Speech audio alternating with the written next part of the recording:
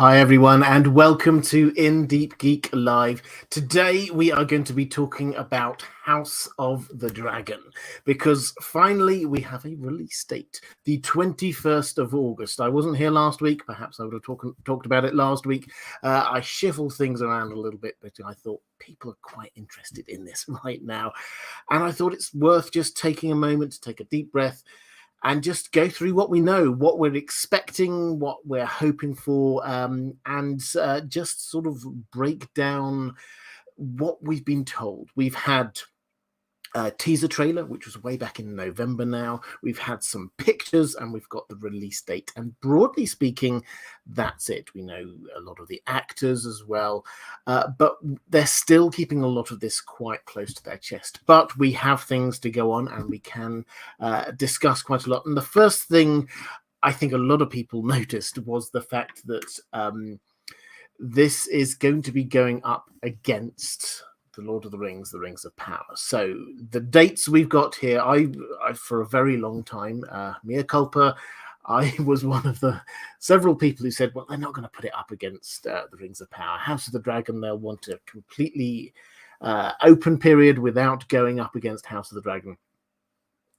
They decided not to do that. They are going right up against it. This is going to start and launch on the 21st of August. The Rings of Power is going to launch on the 2nd of September. So all of the publicity around the launch, the start of the two different shows, that is definitely going to be separate. And probably in terms of the timing of this, what we're going to see is House of the Dragon is going to overlap at both ends of Rings of Power. Rings of Power is 8 episodes. We know that. We haven't been told any huge details about release schedules other than when it's going to start. But our working assumption, I think most people's working assumption, is that they're following the pattern of what they did with the Wheel of Time, which was very successful. They kept on saying how pleased they were with how well that went. And what they did there was they released the first 3 episodes in one go and then released the others on a weekly basis afterwards. So 8 episodes, the first 3 released up front. That's a 6 weeks worth of content. Game of Thrones was always 1 a week, and as far as we can tell, House of the Dragon is going to remain 1 a week. So that's a 10-week period. They're starting 2 weeks before. They will probably carry on 2 weeks afterwards. So that is what we're looking at. We're looking at House of the Dragon starting, going for a couple of weeks. Then we've got this period where we've got both of them going on. Then we'll probably have the last couple of episodes of House of the Dragon.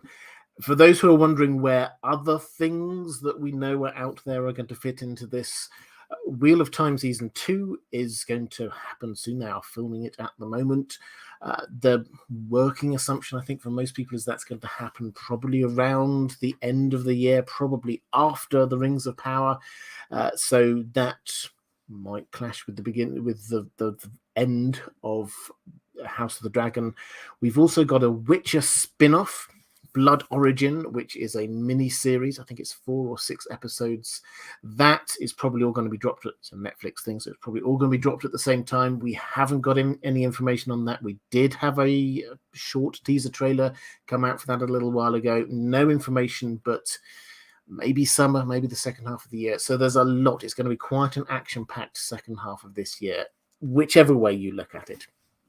So let's get into a few of the questions. What I will be doing, as I always try to do, is frame this around some questions that I get from my patrons. Patrons, thank you very much. As I always say, I genuinely can't do this without you. So that's why I prioritize questions from my patrons. But before we came on, Eddie, thank you so much for that super sticker. I hugely appreciate that. And Lyle Hammack, I saw, also had a super chat. Let's get to that. And I think I saw, Lyle, in the chat that you've just recently become a father. So huge congratulations to you. I wish you every blessing and happiness with that. So thank you, and it's great to see you here, but get back to wherever you need to be getting back to. But you said, hello, Robert, it's been a while. I was wondering your thoughts on airing the two along with the Rings of Power, on House of the Dragon airing alongside the Rings of Power. I personally don't think it's a big deal. There are many like me who are fans of both and will watch both. So let's deal with these sort of at a high level first of all. I think you're right. I think that my take is that this is good news for us, for fantasy fans, for fans of good TV. We've got two great shows which will be on at the same time. Lots of things to discuss. The media will clearly build this up to be a which is better kind of battle, which I don't think they'll mind too much, but I think for most people, they'll just enjoy it. So I don't think that there's a problem. I don't think it's going to hugely impact on viewing figures. It's possible that there'll be slightly slower viewing figures for them because people are having to sort of catch up a little bit more. I don't know, but I think generally speaking, yes, as a concept, this is good. It's going to generate huge amounts of buzz, huge amounts of interest, and I think everyone's going to be really just so happy that these two great franchises, I hate the word franchises, but you know what I mean, we get fantastic stories coming from both at the same time. It's not so great for me personally in terms of delivering sort of content videos for obvious reasons. I'll talk about that in just one moment, how I'm going to be approaching this, but I think generally speaking I'm very happy. Sarah Awesome Sauce, hi there, saying you're a gentleman and a scholar, Robert. Well, thank you. Keep up the good work. We appreciate all that you do to keep our fandom burning bright. Shout out to the moderators. They are the best in the business. They absolutely are. If you are watching this live, an early bit of love for the moderators, please. The moderators do a fantastic job. And I should probably say, while I think about it, as we're talking about the TV show, the moderators really come into their own when there is a TV show live, because that's the point at which the live chat just often gets swamped by people trying to spoil it. And I can genuinely say, when I was covering Game of Thrones season 8, there were lots of spoilers. A few episodes got released online a little bit early. The moderators on this channel were immense and saved so many people from being spoiled from it by being the fastest fingers in the internet, just zapping any comments straight away. So thank you. There will be tough times coming up for moderators, but you're right, Sarah. These are the best in the business.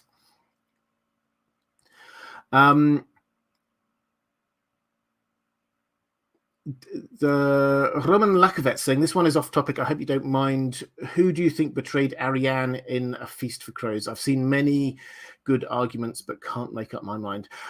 You know what, Roman? If you don't mind on that one, I've got an open Q&A next week on A Song of Ice and Fire. That's something I'm actually looking into that at the moment, because it's one of many things that I'm thinking about doing a video. So rather than giving you half an answer now, if you don't mind waiting till next week, I will prioritize answering that one next week. So as an open Q&A there, it's a really interesting question. Ariane and the Dornish plot in the books is so much bigger, so much better than it was on the TV show, and there's so many levels of interest and diplomacy that are going on there. So if you, I think it will, I'll be able to give you a better answer next week if that's okay.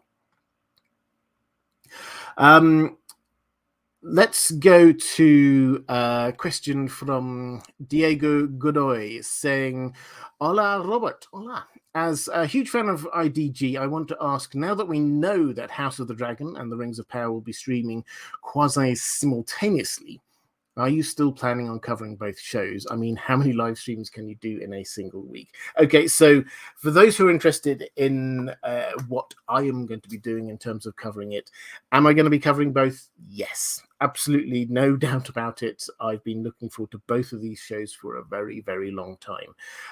There's no way I'm not covering them. It is a little bit harder for me personally, because what I'd love is to be able to focus completely on one show and then focus completely on another show. But I'm up for a challenge. So we will do this. What I can guarantee you is there will definitely be a breakdown of both the episode for both shows every week. I aim to do that within 24 hours of the show airing. So you will have breakdown videos for both episodes.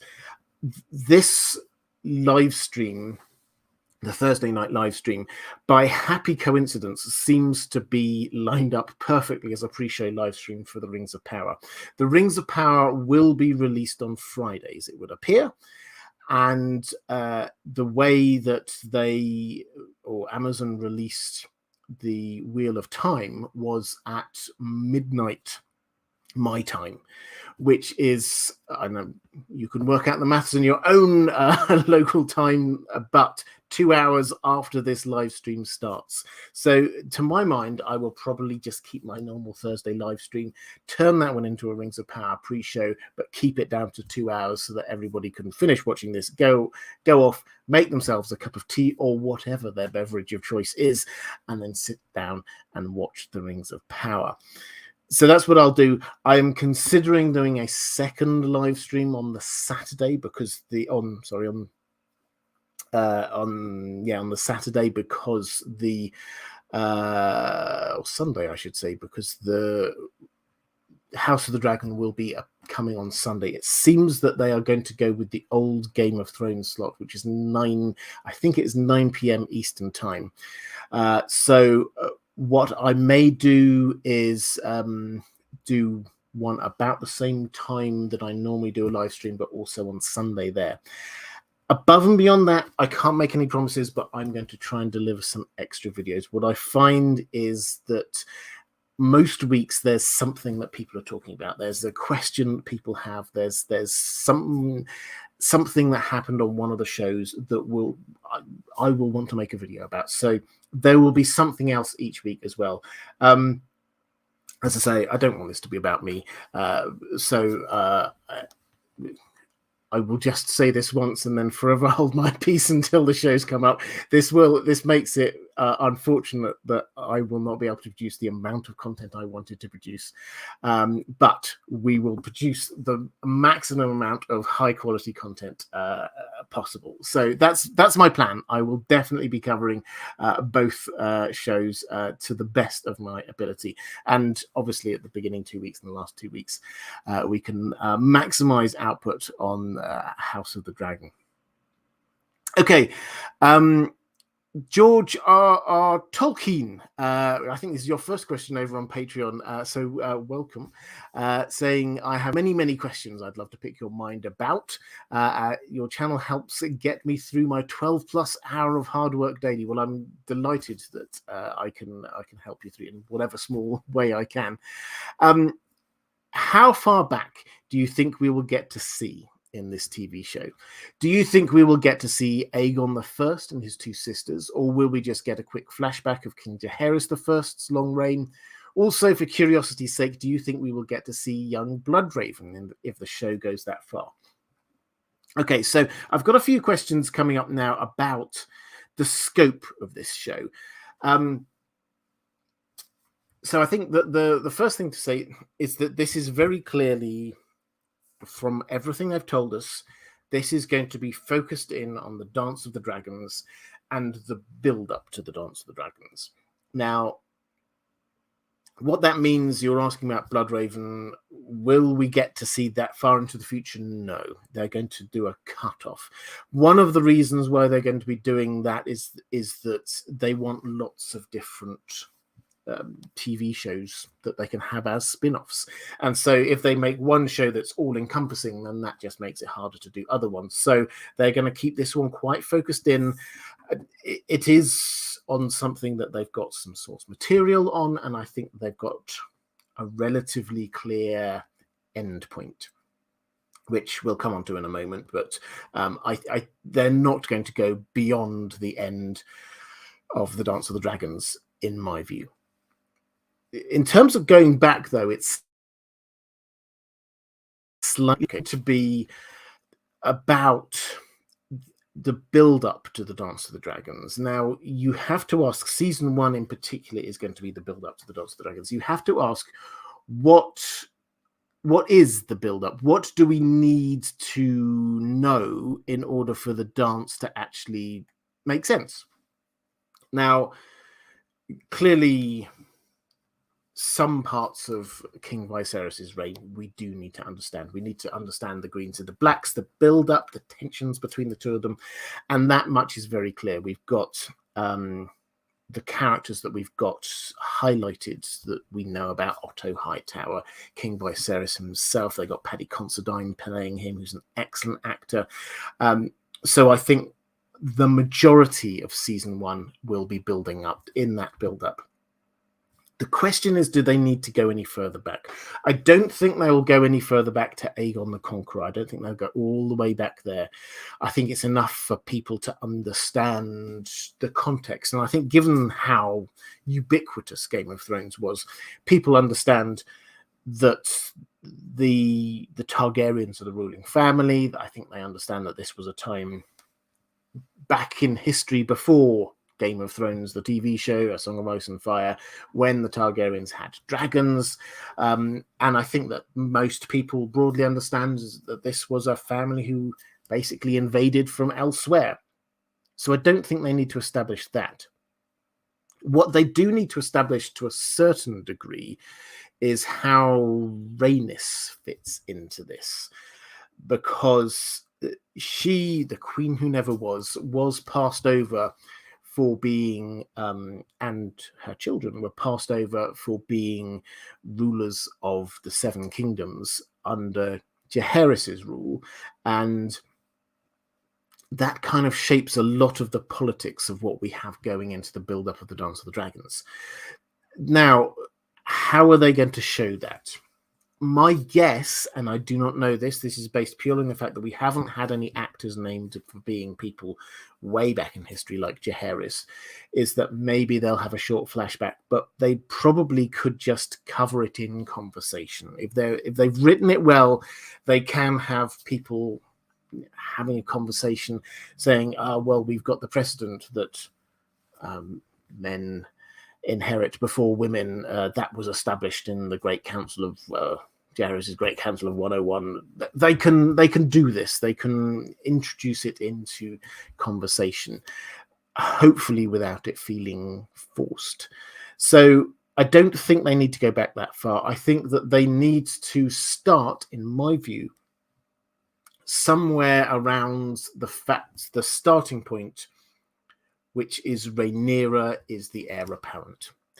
This is, so we've got Viserys on the throne, Rhaenyra as the heir apparent, and then things change. That dramatically works best, rather than just saying, oh, once Rhaenyra used to be the heir and there was nobody challenging her at all. I think they want to show us this. They want to show us her as the realm's delight, as the person that everybody has knelt and sworn fealty to as the future ruler. I think they want to show us that, and then they show us the tensions, the moving away from it, and why Rhaenyra and people in Rhaenyra's camp feel robbed by the coup, effectively, from the Greens. So I think that's where they're going to start, somewhere in the reign of King Viserys, and to establish what the succession was supposed to be. Michael James, thank you very much for the super sticker. Kevin Warner, no, you've not missed your question. I've not got to yours yet, but I have got it over from Patreon. Cloaked One, thank you very much. Picking up, I love it when people do this. Very generous, thank you. Picking up a question for Stringer Studios, saying, very excited to be watching live. Yes, welcome if you are watching live. Anyone who's watching live for the first time, it's a very different experience. Please do get involved in the chat. They're very friendly. Can you speak to Alice Rivers? She is a fascinating character in Fire and Blood. Always captured my attention. Will she be in House of the Dragon? And what is her agenda? Yeah, I can speak a bit about Alice Rivers. Alice Rivers is one of the... I think I've got a question about who are the characters you're most looking forward to in House of the Dragon. She is one of the characters I'm most looking forward to, because George R. R. Martin in Fire and Blood has created a lot of characters that are left mysterious. And if they're going to include them in the TV show, then they have to unpack them a bit. So we do have to learn a little bit more about them. Alice Rivers appeared in Fire and Blood. She was at Harrenhal. I'll give a very potted history here. And I should probably say, in terms of spoilers, I don't do spoilers for the TV shows, but I do book spoilers. I assume people have read the books or don't mind me talking about what's in the books. Alice Rivers was at Harrenhal, which at the time was owned by House Strong, who were a very powerful house at the time and a very important house in this story. She doesn't really come to much prominence until Harrenhal falls. Prince Daemon takes Harrenhal, and she's one of the few people who is there and sort of they hand it over. Basically, they see there's a whopping great big dragon. Caraxes has just landed. We know what dragons do to Harrenhal, so we're going to hand it over. But she's there, and she keeps generally quite quiet for a while. But she is clearly an interesting figure. Her name implies that she is bastard born. And we're told that she's at least in her 40s, but looks a lot younger. She is rumored to be a sorceress. She is rumored to be all kinds of terrible things, but these are the maesters who have come up with these rumors, and we know what the maesters think about women in general, and also in particular any women who dabble in any kind of magic. So it turns out, though, that she probably did have some sort of magic. And the deeper into the story, the more we see bits of her magic appearing. Although she seems quite quiet when Daemon is there, Aemond Targaryen arrives and appears to take her as his lover. And he's trying to have a confrontation with Daemon, and he finds Daemon by Alice Rivers seeing him in the flames, which immediately gives us Melisandre vibes. Apparently Aemon says she sees many things, not just in the flames, but she appears to be some sort of a magic user. She is flown by Aemon on the dragon. Later, she turns up with a child who she claims is his, and is, depending on which route down the family tree you go, is a potential claimant to the Iron Throne. And people come to put down this little insurrection that she's got, and all sorts of magic bad things happen to those people, and then Fire and Blood Part 1 finishes. So we never get the end of the story. We do not know what happens with the rest of the story of Alice Rivers. What we do know, almost beyond doubt, is she was the lover of Aemond Targaryen in the second half of the story. She was a magic user of some kind, and she did have a child that may or may not have been Aemond Targaryen's child. So that's the background.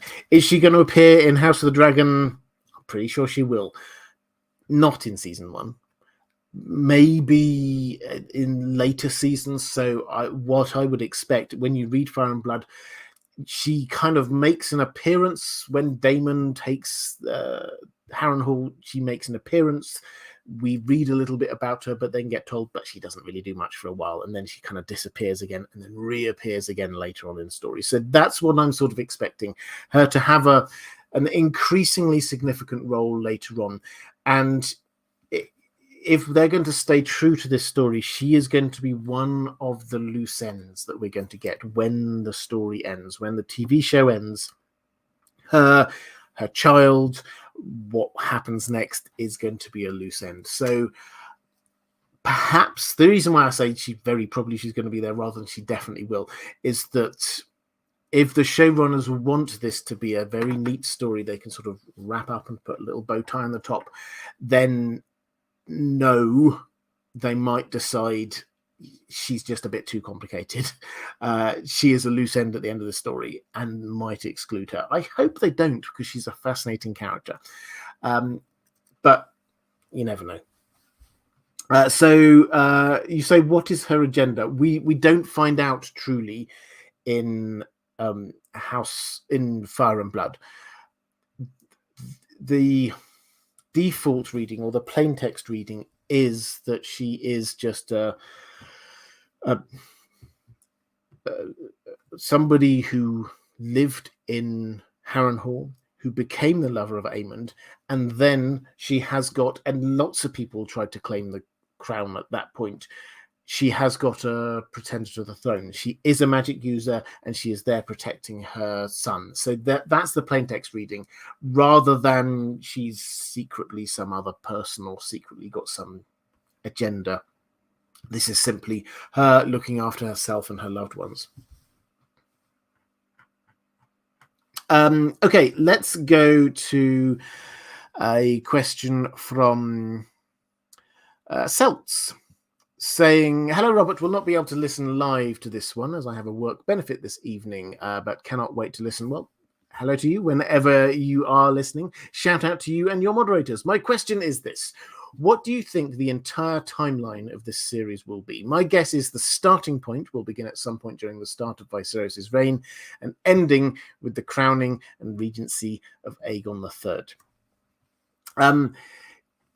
I think that is roughly what I think as well. So the starting point, as I said, I think is going to be in Viserys' reign. I think it's going to be, this is the situation we have. We've got the King, who is much loved,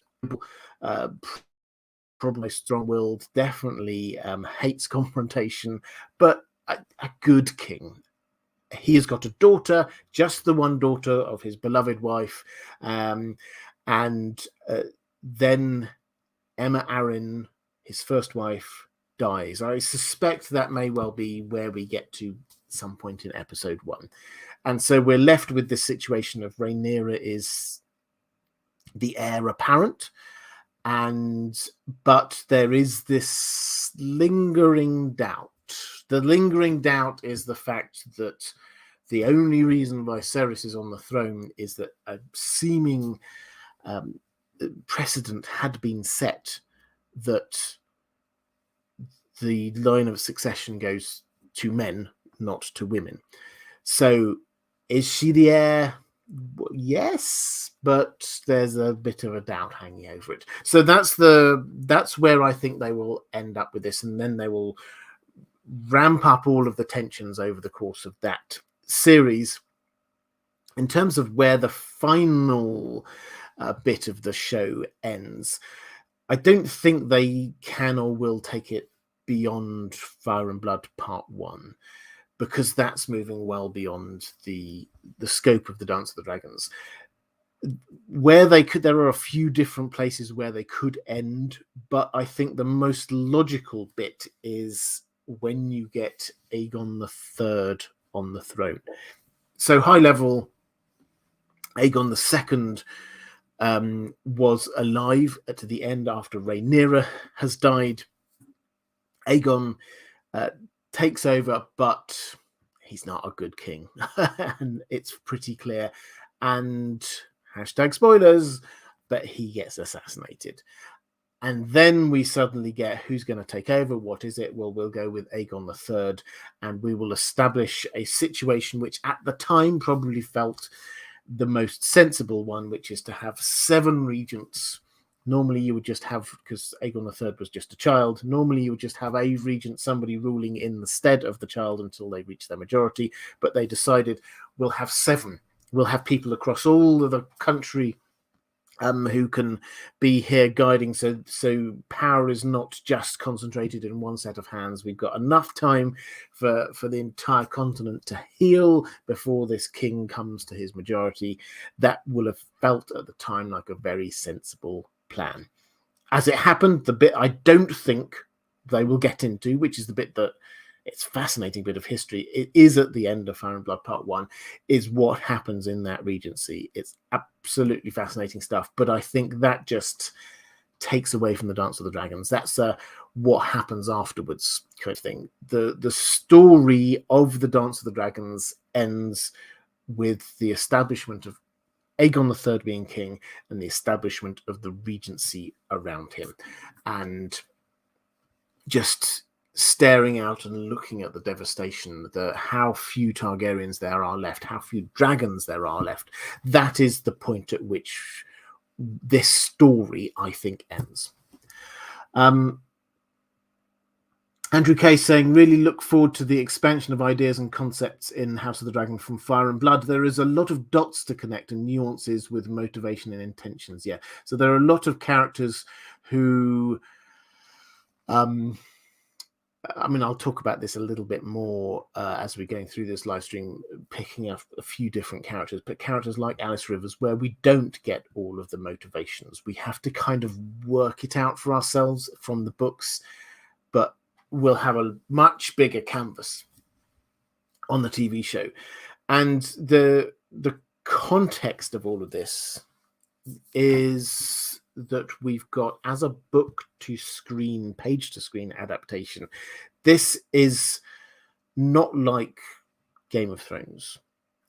This is going to be different. And in that, the first few seasons of Game of Thrones were pretty strongly adapted from the book onto the page. The deeper in they got, the more changes they made. But if you read book one, A Game of Thrones, and then you watch season one of Game of Thrones, it's almost scene for scene. It's not exactly, they add in a few extra bits, there's a few bits they miss out, but broadly speaking, they kept to the same story, they kept to a lot of the same dialogue wherever they could. It is very faithful.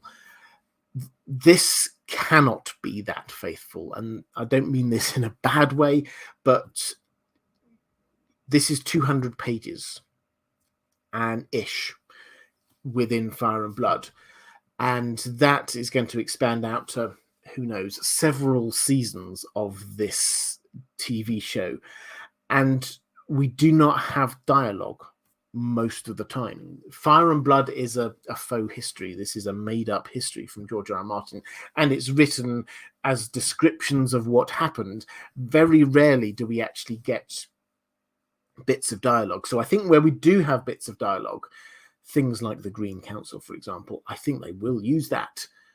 But most of the time, we just don't have any dialogue at all. What is the dialogue that happens? We saw that there was at least one tourney in the trailer. We know that certainly there's the great feast where we have the greens and the blacks, and the Rhaenyra and Alicent were dressed in those colour costumes. What was said there? We don't actually have any dialogue. We know what happened, but we don't know the dialogue. So they do have to adapt a huge amount. Reflective Rambling saying, shout out to Bobby Drake for adopting a greyhound called Icarus, as inspired by your bestest boy and Sabia, sending love from Poland. Well, adopting greyhounds is a cause close to my heart. Those who don't know, I have a dog. I have a greyhound. Greyhounds, certainly in this country, I don't know the situation in the rest of the world, a lot of them are purely bred to race, and racing conditions for greyhounds can often be horrendous.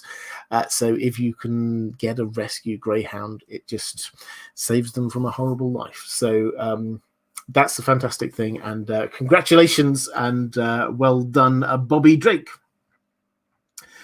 Roman Lakovets, many have said that the writing will make or break House of the Dragon, and I agree. Do you think the show might suffer in that regard without George R.R. Martin's writing scripts?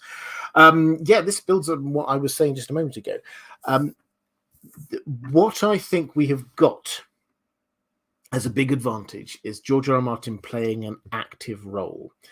Now, a lot more active, certainly, than in seasons 5 to 8 of Game of Thrones. He is a hands-on executive producer, as far as we can tell in this. And what he has said, I mean, the bad news is that because he's been focusing on things like this, he's not been writing The Winds of Winter. But the good news is that this means that he has been focusing on trying to make sure that these are, his words, that they are canon, which is quite strong words, because a lot of people a lot of writers might say, well, this TV show isn't going to be canon, but it's based on my writings. But he is definitely saying he wants them to be canon. So he does seem to have had an active role, not in writing the scripts, but in ensuring that what happens is accurate. As for the quality of the dialogue, yes, and it's too soon to say. We can't say yet what it's going to be like. Will it stand or fall on that? Well, I think what I can say, I think what we can all be reasonably confident about, is that there are lots of things that almost certainly will be great. That they've hired some quality actors. Not just, it has to be said, for like the headline roles. Yes, we know Matt Smith is there. I've got a lot of confidence in Matt Smith being excellent. I've talked about Risa Vans and Paddy Considine before, but even some really quite small roles like Lyman Beasley, I can't remember, is Bill Patterson, who's a great character actor, and that fills me with huge amounts of confidence that you can get an actor who's going to be an incredibly sympathetic character and inhabit it really well. Someone who's going to like shuffle on and shuffle off of shuffle away from the action within a season. Similarly, Harold Westerling, Graham McTavish, lots of fans of Graham McTavish I know. He's not there for long term. He's not going to be a main central part of this. He's part of the supporting cast. So they've got some excellent actors all the way through this. The acting is going to be really good. I'm pretty sure it's going to look amazing from what we've seen from the teaser trailer, from the pictures. It all looks really good. So those, and Raman Jalili, the composer, is back. The guy who did the Game of Thrones music, he is back. He's doing that, so the music's going to be excellent. So there are some things that will be excellent. What will turn this from being something that is just good fun to something which is potentially great will be the quality of the screenwriting. It's not just the dialogue, I think. It's the pacing, it's the character development, because all of these things they have to do broadly from scratch. We know a lot about these characters, but a lot of them are still very mysterious. Will it suffer in that regard by not having George R. Martin writing scripts? I don't think so. I'm choosing to be optimistic on this one. I have to say that's my default position here. Cloaked One, again, thank you, very generous. This is pick up a question for Kaziglu Bay. Do you expect that we will see a lot of Corlys Velaryon? He is an interesting character with lots of journeys, and it would be fun to follow these. Also wishing Kaziglu Bay's son good luck for his festival. Don't know what the festival is, but good luck to your son. Corlys Velaryon, will we see much of him? We should do. Not the voyages, not the journeys. So that is one of the other TV shows that is being developed. And that, I think, they will sort of keep there. So we're not going to have lots of flashbacks about his heroic journeys. The Corlys Velaryon that we will see here is an aging legend. This is what we should be seeing, and I think we will, from what we've got so far. He's an aging legend. He's somebody who's traveled further than anyone else anyone knows. He's visited some places that almost no one has ever visited from Westeros. He returned and turned House Velaryon, which were, yes, they were an important house, but they were not top rung. He turned them into the richest house in Westeros, in the Seven Kingdoms. They were richer than the Lannisters. They were richer than the Hightowers at this point in time, simply because of what he did. He has turned around his entire family's fortunes, literally and figuratively. He's shifted the capital of his island across town, built a new castle, a new city, Spice Town, has built up because of all the trade and the riches that are there. What we will see, this is one of the hubs, the important places in this world at this time that we didn't see in Game of Thrones because it no longer existed. Because, again, hashtag spoilers, it won't last long in the Dance of the Dragons.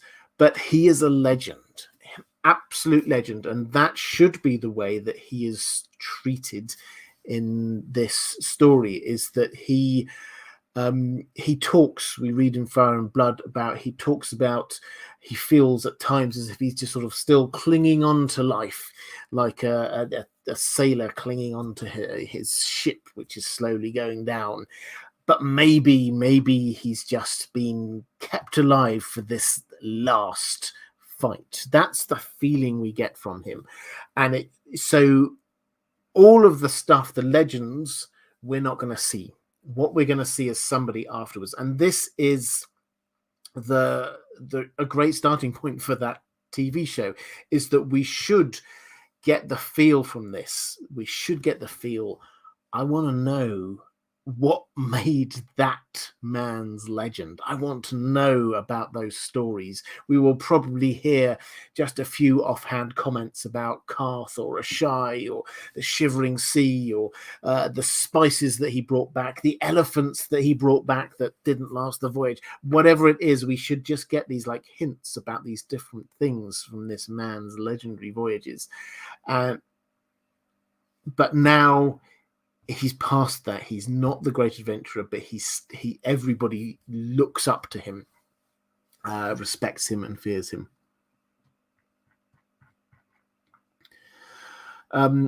Actually, and I think the other thing I would just say on that point, House of Velaryon,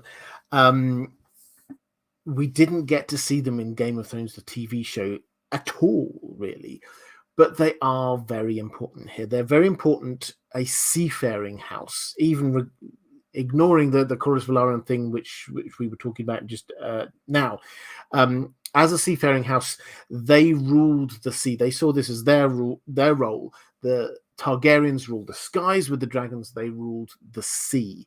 They played a major part. It was their boats that brought across the Targaryens for the first invasion, and the head of House Velaryon was master of ships in the small council pretty much all the time.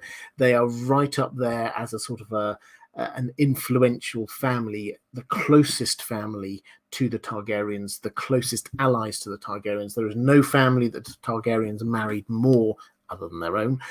There is no family the Targaryens married more than the Velaryons. So this is something, them and the High Towers, this is something I'm really looking forward to. Really important houses in the world of Ice and Fire that did not get the attention in Game of Thrones. Teflon TV. Oh, hi there, Tony. For those who don't know, Tony Teflon, one of the OGs of the Game of Thrones YouTuber community, has been on this channel a while ago talking about the Children of the Forest. Do go and check out his channel. I'm sure that the moderators will, wherever the chat is, will put a link down in to Teflon TV. I think the fact that they have such a huge budget, it should be good. The special effects should be great and distract if some of the writing is suspect. With Miguel, the battles should be great. Yeah, absolutely. I would agree with that. The special effects should be fantastic. They've definitely got the budget. They are throwing everything at this. HBO, I've said this a little bit before, but I think it's really important. This is not just another show for HBO.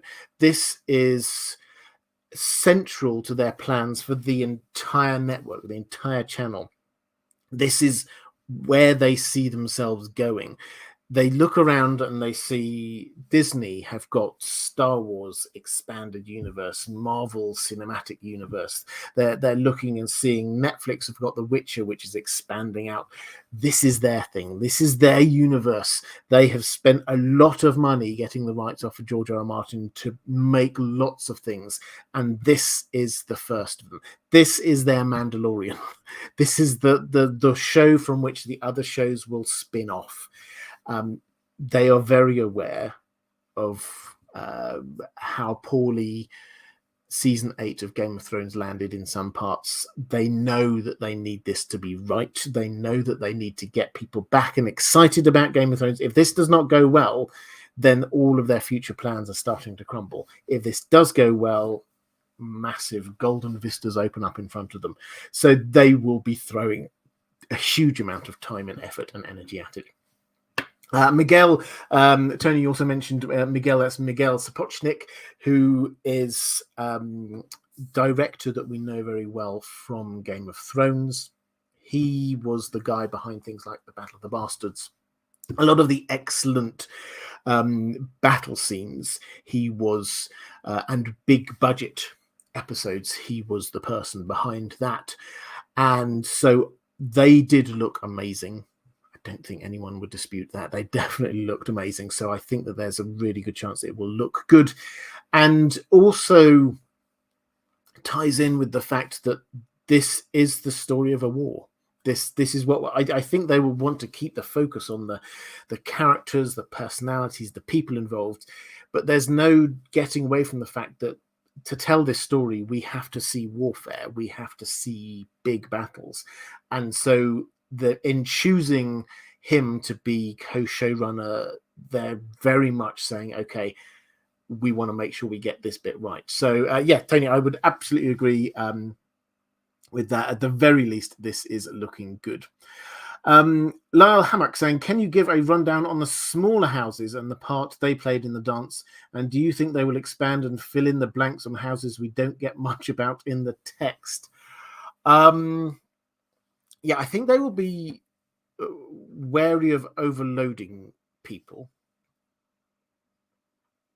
with too much information. So they will try and keep it quite, I think to start with, they'll try and keep it quite close. They know that they're introducing a completely, yes, it's a universe people understand, but there are the major actors are different. The Hightowers, the Valarians are different to what we normally expect. The Lannisters are there, but they're not playing such a big role. The Starks are there, but they're a long way in the north and don't come into this until much later. So this is going to feel slightly different. So I think they're going to try not to overwhelm us by dealing with where was House Darry during all of this, that kind of business. In terms of the other houses, though, I'll give an overview, which is that the houses, broadly speaking, on the east coast were with the Blacks, were with Rhaenyra. So if you sort of look at the map and you've got Dragonstone, you've got Driftmark, so that's where Rhaenyra was based, that's where House Velaryon were based. The Arryns came aboard on the Eyrie with the Vale off on that side. Jacaerys went and just sort of did this diplomatic mission going to the Eyrie, then up to White Harbour, dealing with House Manderley, up to the Starks at Winterfell to get all of them on side. So broadly speaking, we have the sort of the east and the north came in on their side. The Riverlands was quite mixed, but a lot of people there were supporting the Blacks. Where it starts getting more complicated is the further west you get the Lesters. The Hightowers were very much on the side of the Greens, as you would expect. The things that people didn't know about were the Iron Islands. That is going to be quite a big thing, I think, in season 1 and 2. Which way are they going to go? And other big houses are sort of taking a bit of a step back in this. So some of the houses that we think about, House Tyrell, they happened to have just a child at the time was their lord, so they didn't take as big a role. The High Towers were the big and powerful people down in that part of the world. House Arryn, they did come in on the side of the blacks, but House Tully, they had a difference of opinion. Their lord and the lord's sons had different opinions, and so they basically just shut the doors of Riverrun and kept everybody out for as long as they possibly could. So a lot of these houses that we're aware of did take a kind of a step back. So when you're talking about the smaller houses, you also have to remember some of them shifted allegiance partway through this, and some of them had mixed allegiances through this. So House Strong is a great example. This is another house that are important at the time, but don't appear in Game of Thrones, so a lot of people won't have heard of them. The House Strong had Breakbones, who was allegedly, almost certainly, Rhaenyra's lover, and allegedly, almost certainly, father to her children. But then you go to Lionel the Lord. He was sitting on the Great Council and was very much on the Small Council. He was very much anti-Daemon Targaryen. Larys, the Clubfoot, fascinating character, seems to shift around his allegiances a lot. So where do they fit as a house? It's a lot more complicated than that. I think they will try and keep this as simple as possible, where they can focus in on individuals, as with House Strong. They will tell us about the individuals.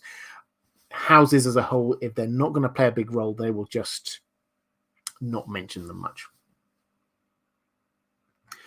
I think that's me caught up in the chat. Let's go to a question from Lady Pushkins. How do you think the timeline will pan out? I noticed that they have cast actors for younger and older versions of characters. Have you seen Lucy the Dragon at Lincoln Castle yet?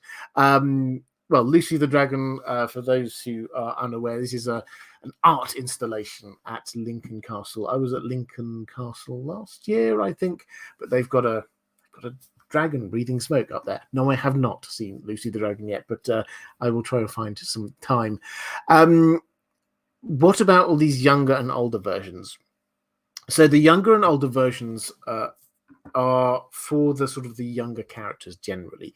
So the characters who would have been children or teenagers and then have grown up to be a sort of the next generation up. They are the people like Alicent and Rhaenyra, who they've got older and younger versions. As far as we can tell, they've not told us this. As far as we can tell, they are not going to be doing this as flashbacks. That's not the way this is going to be, which does seem to imply that we're going to get a time jump at some point.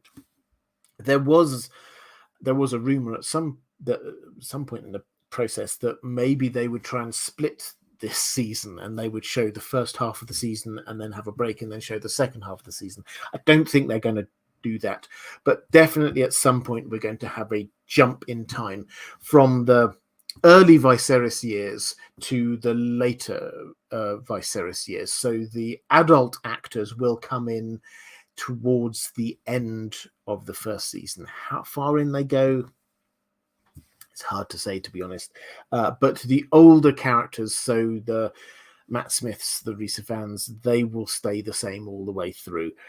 It's the younger characters who they've shifted. So I mean, I'm not averse to flashbacks, but I'm quite happy if they do just go through like this and just shift up. The younger actors do look quite like the older actors, and I think that they should be able to do it as long as it's not just like I'm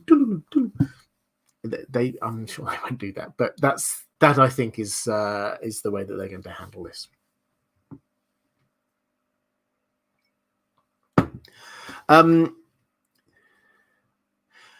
Mara Lee, you had a super chat earlier saying, just a show of love and appreciation for all the fabulous content. I'm enjoying listening to Alice's adventures through the looking glass and the well-told tale while drinking tea in my favorite IDG mug. Hugs and love to gorgeous Daniel Dog and for my fellow mods and the lovely folks in the chat. So for those who don't know, the Well-Told Tale is my second channel. This is my side project, my passion project, really. Which is sharing the best science fiction and fantasy stories ever as audiobooks on a YouTube channel, also as a podcast. Do go and check it out if you're interested in that. I've just started on the podcast. I've just started doing Alice Through the Looking Glass, which is the sequel to Alice in Wonderland. But it's a fantastic story. On the YouTube channel, then what have I done? An Isaac Asimov short story called Youth was the last one I think I've done there, which is a great little story with a wonderful ending. So if you're a fan of classic science fiction, then do go and check that out. I'm sure there'll be a link appearing somewhere in the chat. Mara says or asks, do we know how many seasons they plan to air? And besides the Dance of the Dragon, what other characters, stories, plots, etc., do you think that the showrunners will show? So in terms of what else are they going to show, I think they're going to focus in on that Dance of the Dragons as the big story, but it's what is in Fire and Blood. What I would love them to do, but they won't, 99.9% certain, is cover a few subplots about where are the Maesters going in all of this? What's happening here? Is this going to lead to them? My working theory, not just mine, but many others, people working theory is that the Maesters, after the end of the Dance of the Dragons, that's when they killed dragons, or poisoned dragon eggs, to be more precise. Are we going to see the build up to that? It's definitely not in Fire and Blood, but this was around that period of time. But then, no, I don't think they will. I would love them to, but I don't think they will. This is going to be focused in on the Dance of the Dragons itself. In terms of how many seasons, we haven't been told categorically. In fact, at the moment, technically, we've still only got this one season that is confirmed. The Casey Blows, who's I can't remember what the exact job title is, but the head of HBO programming or something, he has said, well, we tend not to renew things until they've actually aired, but almost certainly we will. So they will almost certainly be doing a second season. I think they will have planned this out. They will have plotted it out at a high level. How many? I don't think they necessarily need this to go on for 8-10 seasons. If I were doing this, and my next question from my patron covers this in slightly more detail as well, I would do it about 5. That feels about right to me. Just a big long arc. If it's 10 episodes per season as well, that's a lot of story they can get going on in there. They haven't said. We've heard rumors of about 5. That sounds about right. Cloaked One saying, picking up again, thank you very much. For Slightly Curious, do you think the fact that we know the ultimate ending of the story will detract from the show, i.e. the lack of suspense and surprise for us book readers?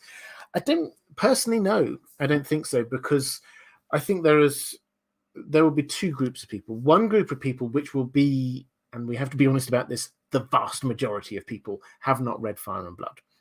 So for them, it will be a new story, and they might hear a few spoilers here or there, but it will be a new story. So for the vast majority of people, no, this won't make any difference at all. For us book readers, the fact that we know the end of the story, will that detract from it? I don't personally think so.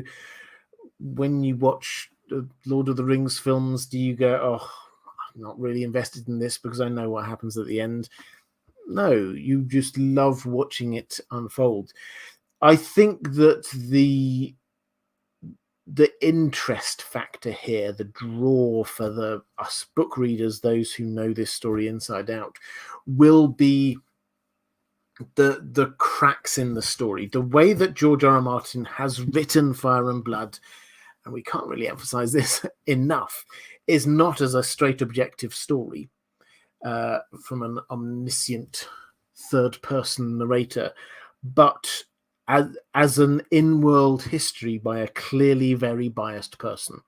So that's what and they're presenting it as being, oh, I'm telling you lots of different things about how things might happen.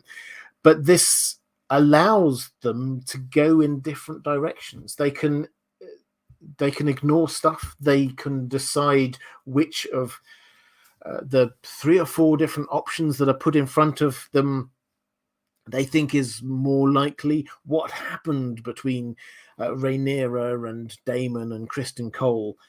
We have 3 or 4 different versions in Fire and Blood. Are they going to cover that? They have to cover what happened, but are they going to come to a conclusion about what exactly happened? Are they going to show us what actually happened, or are they just going to show us some and then still leave it mysterious for us? That, I think, is where the book readers will find this fascinating, is that the way this story has been written by George R. R. Martin means that there are huge cracks, ravines in this story where we can dive into, and the showrunners can decide whether or not to tell us new information.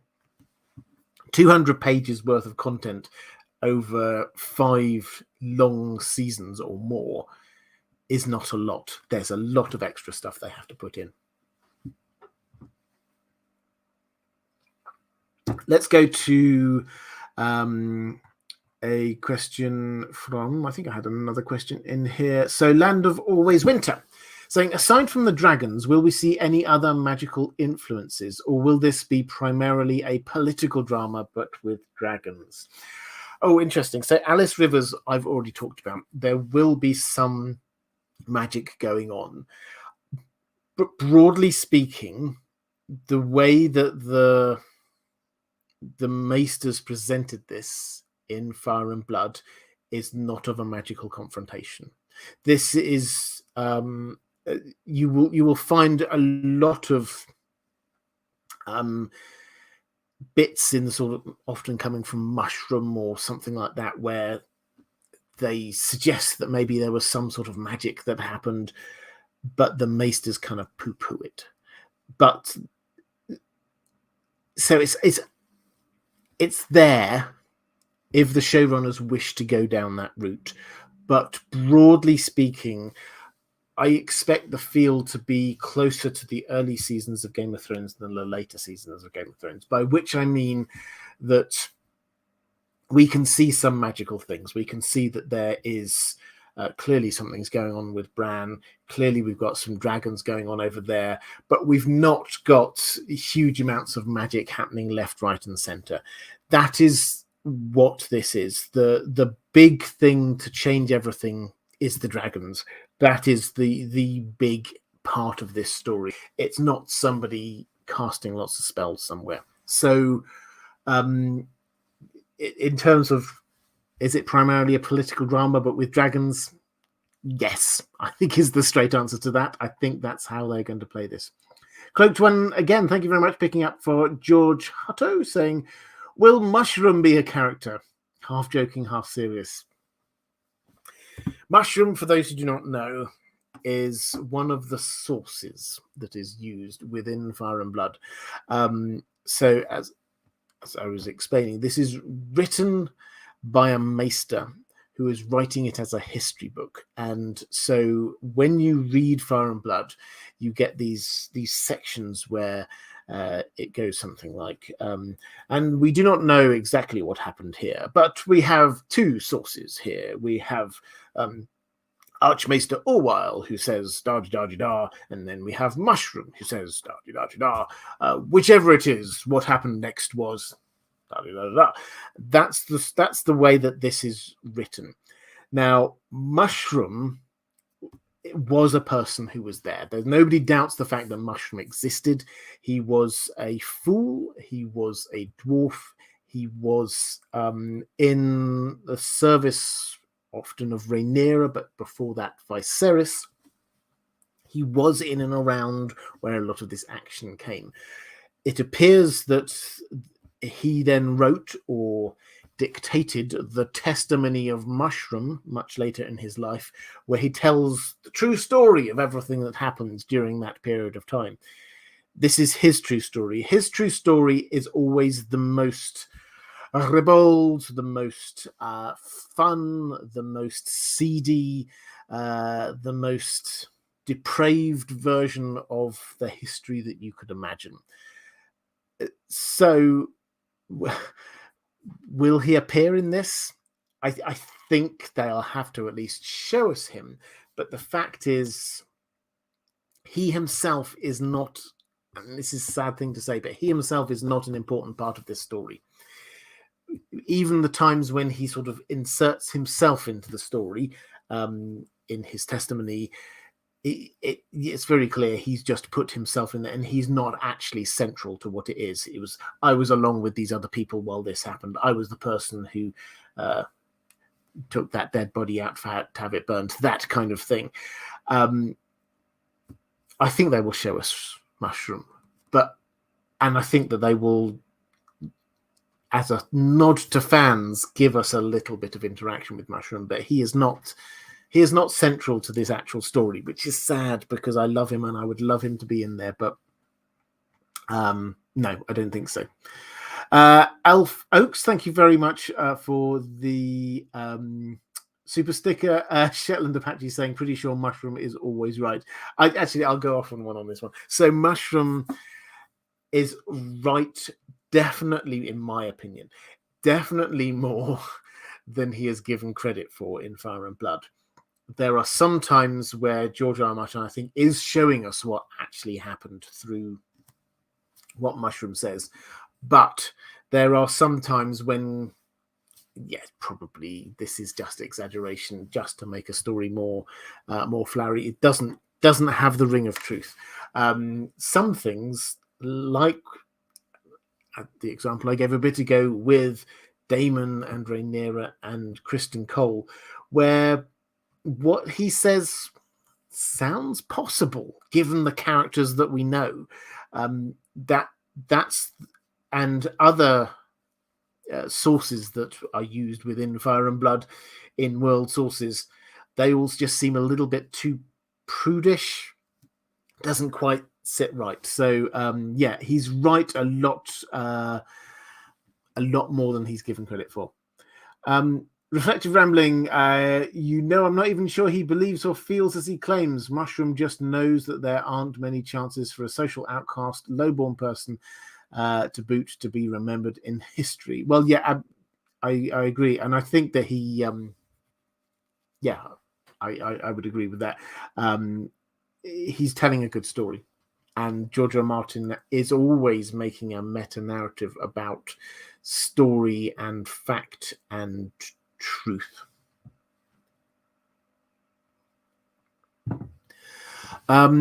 Let's go to Robin Isomar over on Patreon. The question saying, given that we basically know the story of the Dance of the Dragons, this is building on what I was talking about a moment ago, given we know the basic story, how many seasons do you think they'll make, and how do you think they'll split up the story between the seasons? Well, first of all, I want to say thank you, Robin, because I had a really fun 5 or 10 minutes this afternoon just working out how I would split the story. Where would I put the breaks in the seasons? If we're working on the assumption that there's 5 seasons, which seems about right, maybe it'll be a bit more, but if we work on that, I think season 1 is the build-up. That's what it is, and it will be left at a point, I think, where the Greens look in quite a strong situation. They will have crowned their king. I don't know the exact point at which they're in this. Maybe it's going to be the first sort of fight of dragons near Storm's End, Shipbreaker Bay.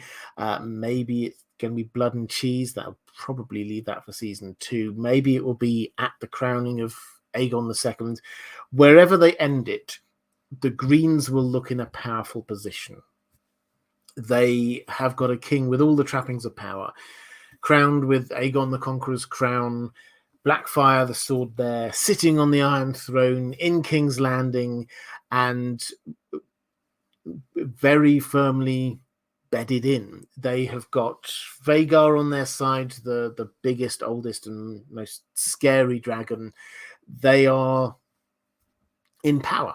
They have launched a coup, and their person has been crowned. That looks like a strong position.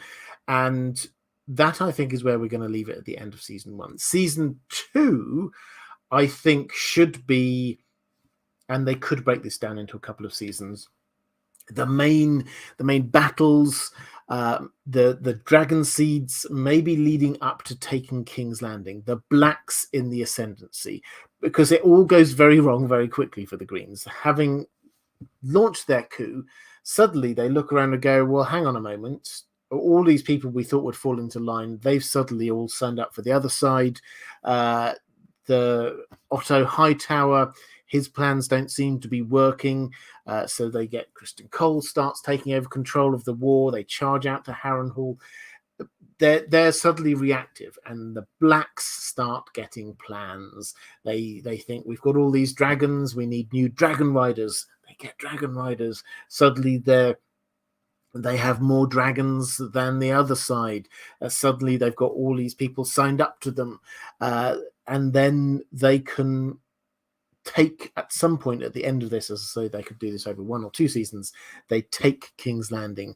Rhaenyra lands in King's Landing and takes the Iron Throne. And that is sort of phase 2 for me, is the Blacks in the ascendancy. Rhaenyra sitting on the Iron Throne. Season 3, I would have as this sort of, actually suddenly it's in the balance. We get we had King's Landing falling, but then suddenly Dragonstone falls the other way around. You get the battles of Tumbleton, which just everything just sort of kind of grinds to a halt. You have the battle fundamentally, and this is where you could end this kind of like season 3, the battle above the God's Eye. You get the 2 charismatic leaders, dragon riding leaders of the 2 sides, Aemond and Daemon, fighting on their dragons above the God's Eye Lake, and them both dying. So this next one is very much everything suddenly in the balance again. Which way is it going to go? If the Tumbleton battles go one way, that seems to imply some balance of power shift another way. What if Daemon won? What if Aemond won? That would shift things. That's the point at which it's all still a bit in the balance. Then season 4 is Rhaenyra's fall. This is where it goes wrong, and it all goes wrong in King's Landing. You get the storming of the dragon pit. You get the people turning on Rhaenyra. They've run out of money. The people are starting to starve. Basically, she has to run away, escape from King's Landing, and eventually she dies. She's killed. This looks then, by the end of this phase, as if the Greens have won. It's gone full circle, gone straight back there. Aegon II is king. But then you have this final bit. You could end the story there, but that's not the real ending of the story, because then Aegon II doesn't last that long, because people realize actually he would not be a good king. He gets poisoned, and we get this time of just absolute madness. You get the moon of 3 kings. This is month where you get 3 people claiming to be king of King's Landing, each on the 3 hills of King's Landing, all complete pretenders, just all saying that they're bastard born children of whoever, and they wish to be in charge, or saying that they are in charge. Then you get the final battles, the Baratheons finally join in, you get the Tullys finally join in, and ultimately you get the Starks coming all the way down the south, from the north to the south, and you get the Hour of the Wolf. And that is where I think the story ends. After the Hour of the Wolf, we get the crowning of Aegon III, we get the marriage, the bringing together, attempted bringing together of the sides, the regents set up, and it should be a great way, I think, for that to end, is that we know the Starks, and the Starks just come in, Cregan Stark just absolutely bosses it for 2-3 episodes at the end of it, and then leaves, and that's it. Everything has to go back to where it was before. So thank you for that, Robin. That was I really enjoyed just going through and trying to work out where I would put the cuts in that story. It makes sense to me to be 5, maybe 6 seasons on that basis. Andrew K saying the Greens certainly messed it up from the position they were in. If that was Daemon entrenched in King's Landing with the crown, dragons, and his resources, there would be no ousting him. Yeah, absolutely. So the Greens, I did some videos. If you're interested on my take on the Dance of the Dragons, I've done a short series. I haven't gone all the way through the dance, but the causes, the opening salvos, things like that. If you're interested, I've done a series of videos on that. And yes, the Greens, they started in a strong position, but they just weren't, in my view, they weren't decisive enough. They, yes, they did a few good and sensible things. They divided up the money to make sure that they kept hold of the money, but they just kind of left the other people alone on Dragonstone and hoped that they would just go, oh, all right, you can be king, which clearly was never going to happen. So there was no real decisiveness there that, as you say, someone like Daemon would have straight away made sure that his side remained in control.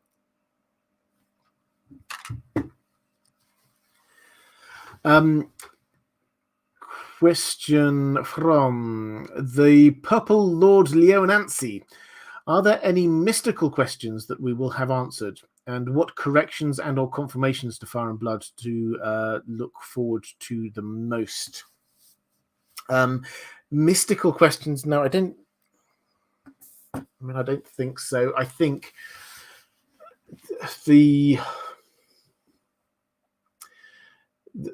Pact of Ice and Fire is an interesting one. This is one where we get Jacaerys Targaryen, or Velaryon, heads up on his dragon, heads up on this diplomatic mission, just trying to win some houses over to his side, to the Greens. And he succeeds in the Eyrie, he succeeds in White Harbour, and he goes up to Winterfell. And he gets a pact. What comes out from this is he gets a pact.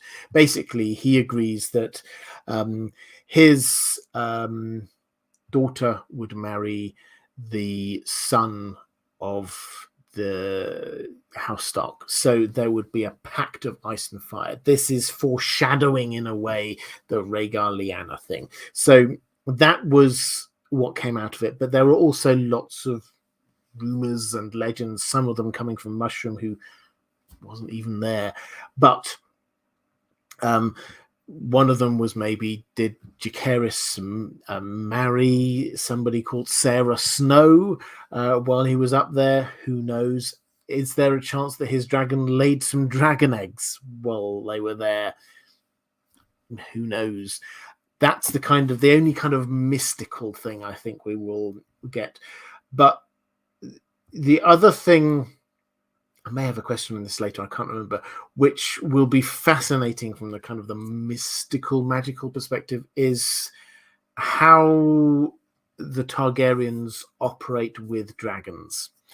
What I mean by that is, when we've got, in the story of A Song of Ice and Fire, we've got Daenerys, who frankly doesn't know how dragon riding works. She doesn't, forget what happens in Game of Thrones, the TV show. In the books, she gets on the back of Drogon, and then can't control him. He just flies where he wants to. And she's there going, well, how did the old Valyrians used to do this? How could they control? She remembers about dragon horns, things like that. But it's clear that she does not know how this worked. What we will see here is people who are not even thinking about it, and it's not in Fire and Blood all that much. It's just we just get a few hints of it, hints about dragon saddles, hints about chains, hints about the bond between a Targaryen and their dragon, that kind of thing. They will have to show that on the TV show, and we will actually see dragons with saddles, presumably, which is not something we saw on Game of Thrones, because that's not what was going on there. I think we've seen it as far. I think Tyrion's going to make the aside. Tyrion will make a dragon saddle, but that's as a complete aside.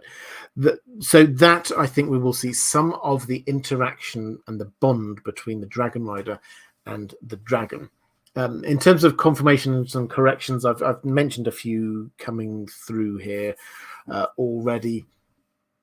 The ones that I'm intrigued at are things like what loyalty did Larys Strong have? What really went on with Criston Cole? Something definitely went on with Criston Cole and Rhaenyra. We will hopefully get some confirmation of that. Alice Rivers, I'd love to know about. There are a lot of things that would be there. The biggest, though, I should have said this earlier, this is later in the Dance of the Dragons, and it's... I'm sure that they're not going to show us much, if anything. But we do get one of only two named times in the later history of Westeros of somebody going to the Isle of Faces, which is so central to A Song of Ice and Fire, the idea of what's happening on the Isle of Faces. We get the dragon rider Alan. I always forget names. I always have a mind blank when you come to the important names on these. It always happens once a stream. Apologies. But he visits one of the Dragon Seas. He visits the Isle of Faces. Someone in the chat will come up with a name in just a moment. Visits the Isle of Faces. And then we don't read about, apparently met the Green Men. And we then dies shortly afterwards, and so we don't actually get to hear about anything that happened there. So I don't know. It's almost certainly they will just show us if anything, they will show us a dragon descending down on this island and then coming back up again, and that's it. But maybe Adam Valarion, thank you very much. Andrew K. That would be amazing if they went to there, but I don't think they'll give us that bit of information. Tommy Atkinson's asking, which characters are you most looking forward to seeing out of the books when House of the Dragon is released? I've mentioned quite a few of them, but the one I think most of all is Larys Strong. He is he's Master of Whisperers, but he's Master of Whisperers for both sides when they're there, and it's like, how do you manage to persuade people you're completely on their side? It's an astonishing feat of persuading people of your loyalty when you clearly have your own sort of loyalty. He comes across as a very Varys sort of character, not so much Littlefinger. You don't ever get the impression that he's trying to take over the throne for himself. At the end of it all, he seems to kind of accept. He doesn't ever try and escape his own fate. He is executed, and he seems to accept it. And it's really, he's a fascinating character. And he's the last of House Strong, effectively, as well. And they were such a hugely important part of this bit of the story that you just want to know what's going on with him. One of the intriguing sort of asides that we have in Fire and Blood is Daemon Targaryen. We're told that when he was out on Dragonstone, he still had contacts, we're told, in the city. He still had people who were sympathetic to him, people who liked him, people who respected him. That's all fine and well and good. He was in King's Landing for a long time. Of course, he would still have contacts. But we're told even someone in the Green Council, in the small council, and you go, wait, hang on, what? And you have to kind of read it twice to go, yeah, so George R. R. Martin definitely tells us that someone in the Green Council was a traitor and was actually working on behalf of or sympathetic to Daemon Targaryen. And you go, well, who? Because you can cross people off very quickly. I mean, clearly not Otto Hightower, because he hated Daemon. Wasn't going to be Alicent. Definitely not Kristen Cole. And you can work your way through it. And really, the only person who it could be is Larys Strong. And you go, okay, so was he actually all the way through this working for both sides? Because that does seem to be him there. And then on the other side, he definitely saved Aegon II. He definitely could have handed Aegon II over to the Blacks and got in with them even more, but he didn't. So what was driving him? That's why I love this character. He doesn't seem to be at the moment, and I kind of understand it for season 1 because he doesn't quite come to the fore yet. He seems to be a recurring character rather than the central character in the cast. But I cannot wait to find out more about him. I really cannot wait.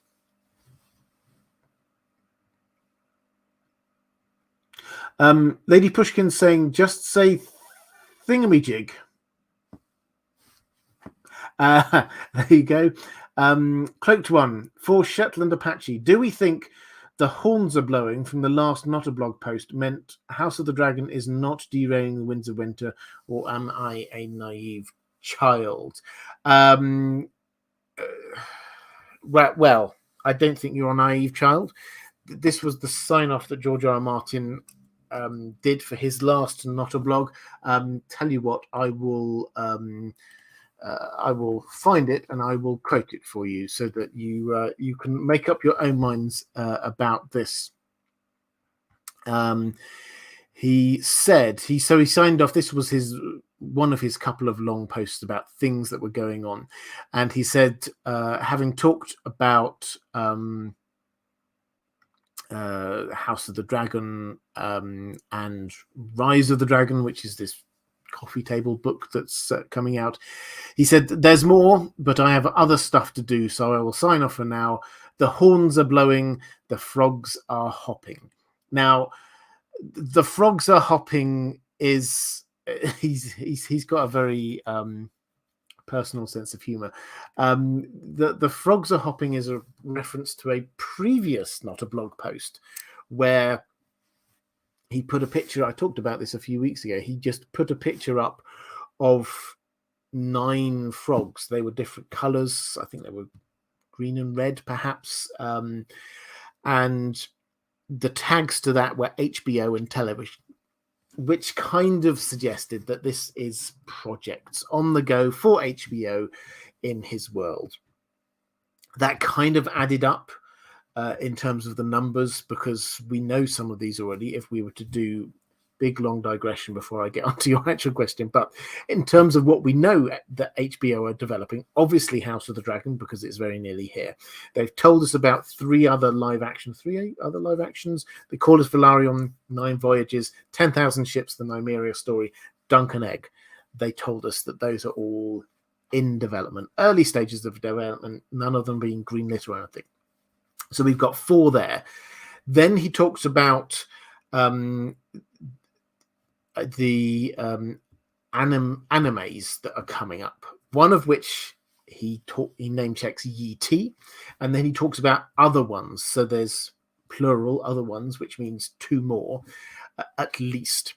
So that's 4 plus 3, so that's at least 7. So there may well be 2 more that we simply do not know. He previously did a picture of a hand with 8 fingers, and then he's done 9 frogs, which seems to kind of imply maybe there were 8 things going that he was trying to juggle, and then there were 9 things on the go.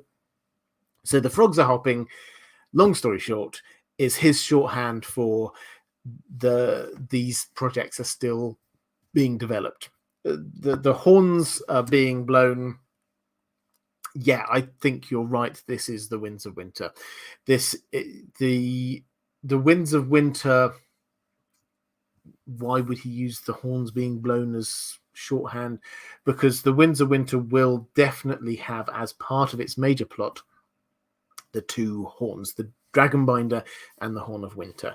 That is the semi-official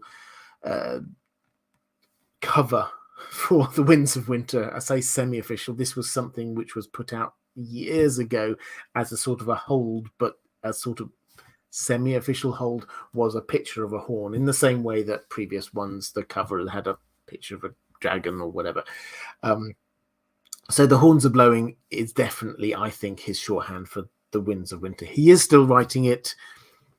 It will take a while. I'm not expecting it definitely this year, but to say it's not derailing, your words. I mean, I think we can be honest and say that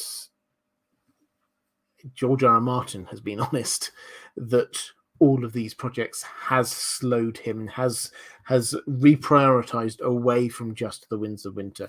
2 years ago, he was adamant. His priority was the Winds of Winter. That was the thing he was doing before he wrote anything else. Now he's very clear that's not the case. That's no longer his priority. He is reassuring us that he is writing the Winds of Winter. I see no reason to disbelieve him, but it'll just take a bit longer.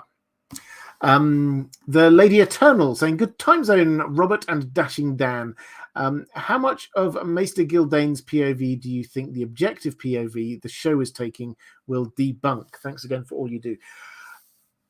So Gildane is the Maester who wrote Fire and Blood. How much of it will be debunked? I think not much is the short answer. I think the basic story is there.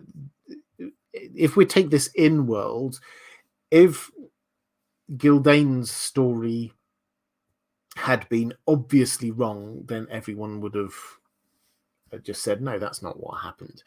The basic building blocks are definitely right. The Dance of the Dragons did happen. The 2 sides were made up roughly of those sets of people. It's what happens behind closed doors. And the way that George R. R. Martin wrote it was deliberately, we do not know everything that happened in those meetings and discussions between different people. We don't know exactly what caused the falling out between Daemon and Rhaenyra. We don't know exactly what happened with why Otto Hightower hated Daemon.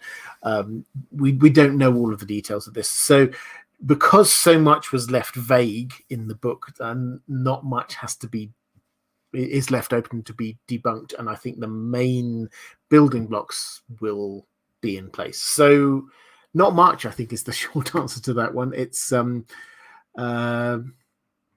it's a tribute to the way that George R. R. Martin wrote it. Matthias Vildoso Ocampo saying, no question, just a huge thank you. I study at Oxford, birthplace of Lord of the Rings, Narnia, and Alice, and would love giving you a tour if you're ever around. Well, thank you very much indeed. Oxford is a wonderful place. I've been there many times, so thank you very much for that. That's very kind. The Eagle and Child I've been to a few times. For those who don't know, in fact, if people are ever in Oxford, I would heartily recommend the Eagle and Child pub. Is where the Inklings, which was Tolkien and Lewis's writing group, met. And if you've got any kind of soul in your body to sit down and drink a pint in the exact place where Tolkien read to Lewis what he'd just been writing in The Lord of the Rings, and Lewis read to Tolkien what he'd just been writing in Narnia, that doesn't lift your soul. I don't know what does. Let's go to, thank you very much, Matthias, for that. Very kind. Kevin Warner, I think you were around earlier wondering whether I'd answered your question yet. It's here now. I've seen some interesting talk about Mysaria's costume in the press photos. Do you think it could hint at a connection to the old gods? Do you think there is any chance, with George R. R. Martin more involved, we could get a subplot that explains magic or the higher mysteries? Dragon bonding will almost certainly be explained, or at least how the Targs understand it. Do you think the presumed magic of the High Tower will be explained? Okay, so I've talked a bit about the dragons and dragon bonding already. The presumed magic of the High Tower is an interesting one, because yes, in the story of A Song of Ice and Fire, we get this heavy hints that there is magic. The House High Tower has magic up there at the top of the High Tower, but Lord Leighton Hightower, that is. So is there any magic in this story from the High Towers? We don't see any. I think that's the short answer, is that we're never told of any them doing it, and there's no evidence of them ever doing it. They don't make any decisions that seem to be based on magic or insight that they might not get otherwise, or anything along those lines. So I think the short answer is no. And also, rather frustratingly, it has to be said, the story doesn't take us to Hightower much. We don't get to Old Town really. The base of in season 1, the base of the story is King's Landing, Dragonstone, and Driftermark. There are a few other places, but broadly speaking, it's quite close. And although the High Towers are central to this, it's the High Towers in King's Landing. We get, occasionally some money goes off to Old Town. One of the sons goes off to Old Town, but by the time any of this becomes important, that's because people have come out from Old Town and are heading towards King's Landing. We probably won't see much of House Hightower, the High Tower, Old Town at all, unfortunately.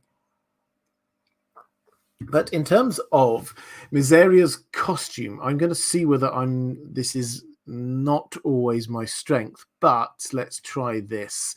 Aha! That, I hope you can see, is Mysaria. We've had a lot of, this was one of the series of photos that we had in the release. When we had the release date announced, we also had a series of photos coming through from the main characters, and this was one. Mysaria, or Lady Misery, was one of the characters that we hadn't seen before, so this is quite exciting. Now, for those who don't know who she is, she was a dancer from the Free Cities, from Lys, and she was Daemon Targaryen's lover in King's Landing. And after he'd gone out, and at some point she even she became pregnant with his child. This caused one of the fallings out between him and Viserys. He then gave her a dragon egg to put the child could have, and Viserys was, you can't just hand out dragon eggs to bastard children. That's not how we do things. But anyway, she ends up back in King's Landing, and she is very clearly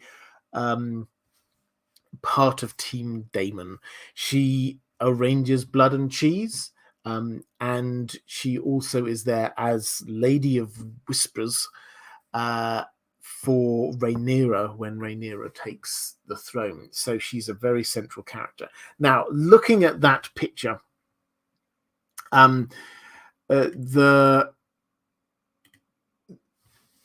first of all, I think it's great. First of all, I think that's fantastic as a picture, and as a costume. The second thing is that I'm not sure exactly what it is that you say in terms of the interesting costume comments hint at a connection to the old gods. I think it's because if you sort of zoom in, and let's see whether we can zoom in a bit more. If you look at some of the detailing, that does look a little bit weirwoody. And also, where is she? That looks a little bit perhaps like a cave. So it's not 100% sure. It's not 100% clear. In the books, we are told that her cloak is black with a red satin inlay. So this is different to that. Is it intentionally linking across to the old gods? Given the fact that she comes from Essos, my take is no. And I know that's the boring answer. I think yes, there are some excellent people who understand costumes a lot better than I do. Perhaps they've spotted something that I haven't, but I don't think she's the character who is old god adjacent, if that makes sense. I don't think that's where we see her in this. I would love her to be a sort of a very sort of magical figure, but I don't think it's going to be in connection with the old gods. Shashar saying, hi Robert, do you expect Mushroom and Laris to show up? How will they be portrayed?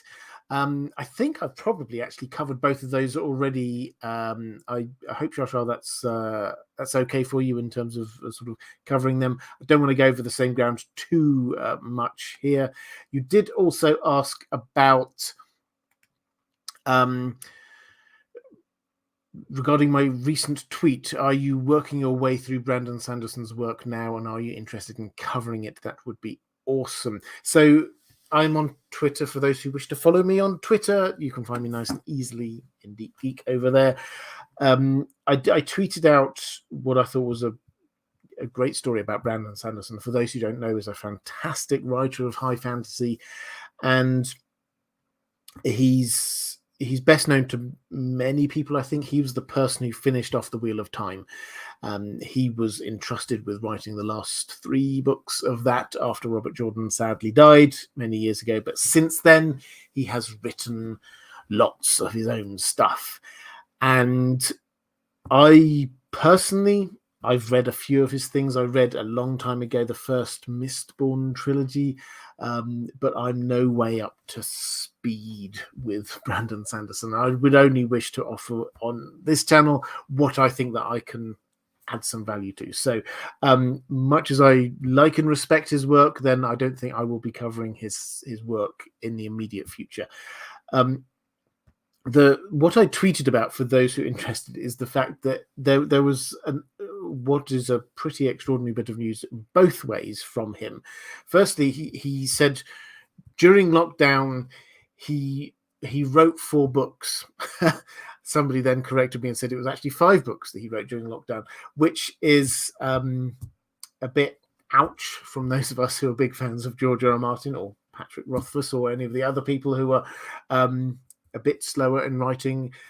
Brandon Sanderson is a machine when it comes to writing. He writes massive novels in seemingly like half a year each. And then the second thing is he did a Kickstarter for his latest projects, and he raised $40 million, which was twice the size of the previous record in terms of the largest amount of money raised on Kickstarter. And this, I think, just as a kind of a reflection, the people, the TV executives are on the lookout for the next fantasy franchise. I don't like the word, but that's the word. That is what they're looking for. This will have turned their heads. It would not surprise me if somebody at some point starts signing up Brandon Sanderson stories, because he's got a huge amount of clout. And is a great writer as well, it has to be said.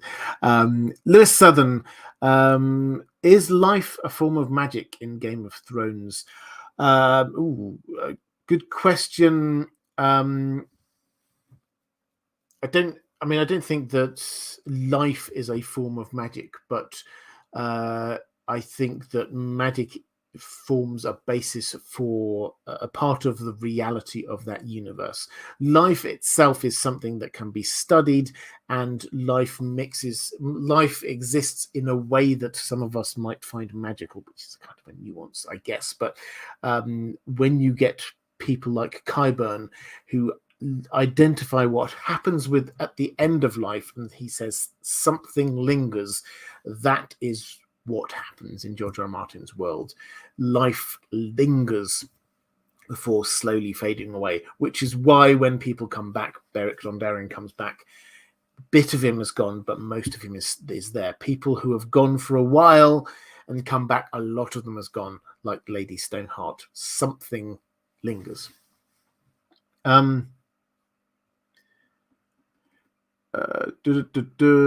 Question from Reflective Rambling, actually, just picking up, sorry, this is on the Mazaria point. People are saying the pattern looks like weirwood branches. Yeah, I get that. I think, yeah, as I say, I think she's not a character who would or should be associated with weirwoods. I think that's probably just an accident. As I say, I'm not an expert on costumes. There are other people out there, Kuzi Creations and Costume CO. I would highly recommend either of them. Excellent, very, very knowledgeable. But to my mind, from a character perspective, Lady Misery, she doesn't come from the Seven Kingdoms. She isn't connected with the weirwoods in any way in the stories that we have, so it wouldn't work. I think it's just a cool pattern. DM Collins, if wildfire production and other types of magic become more powerful in A Song of Ice and Fire due to just 3 new dragons, what types of magic should we expect to see work better in House of the Dragon with its 20 dragons? Well, yeah, so this is interesting. So while the dragons were around, was there more magic? Certainly we get people like Alice Rivers. We hear of other bits of magic in the wider world of Fire and Blood. Visenya allegedly had magic. Tiana of the Towers allegedly used magic. We do hear of lots of different types of magic going on. The interesting thing is, what about the glass candles? Now, this is interesting in a number of different ways, because we know that the glass candles have started working again in A Song of Ice and Fire.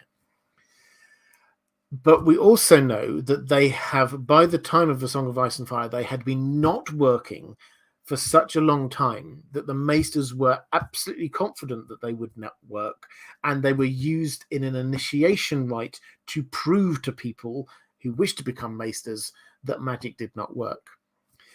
Is that time period that we've got, the 170 years or whatever it is, or even less actually, once all of the dragons have gone, the century and a half, is that enough for the maesters to be so confident that the glass candles do not work, for them to have created that initiation ceremony?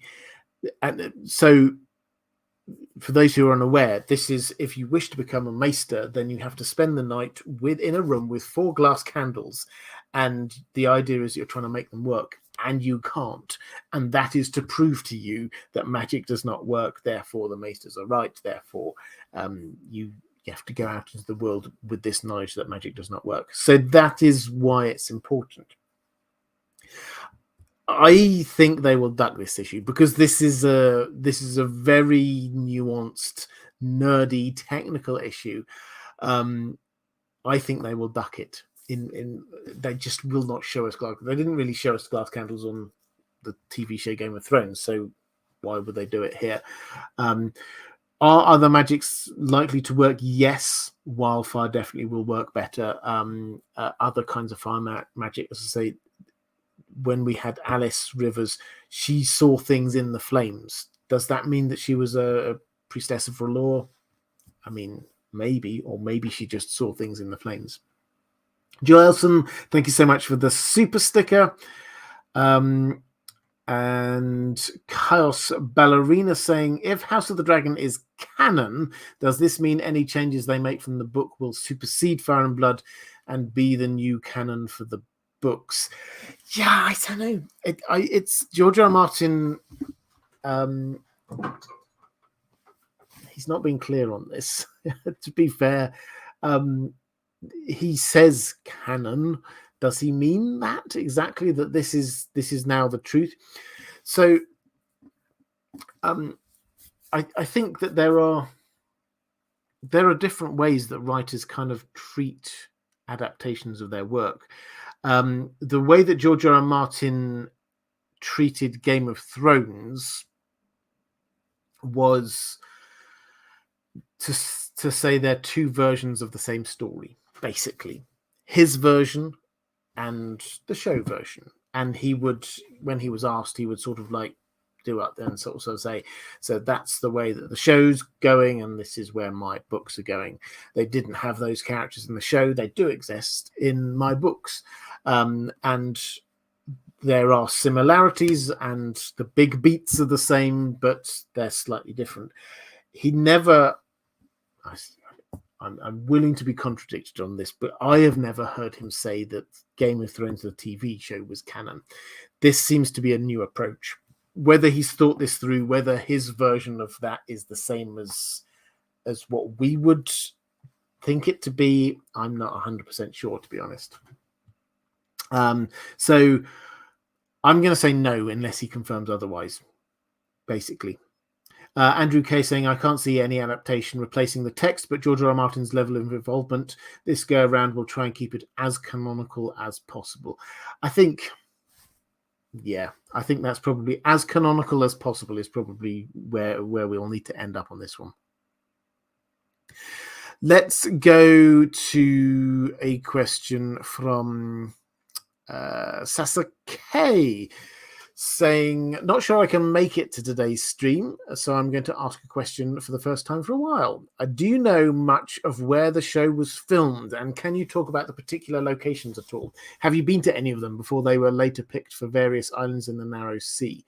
I can talk about this, and I'm very happy to, for reasons that I'll explain in a moment. The main bit of the main filming, the main set, is in Leavesden Studios in Watford, which is just outside London. I mean, I don't know the studios personally, although that is where it's the Warner Brothers Studios, and the Harry Potter studio tour is there, which is excellent. If you ever happen to be in the area and happen to be a Harry Potter fan, do go and check that out. But the outdoors filming they've done in 3 or 4 different places. One of them is Cornwall. Now, for those who don't know English geography very well, if you imagine England right down in the bottom southwest corner, the sort of the bit that sort of sticks out and points out into the Atlantic, that is Cornwall.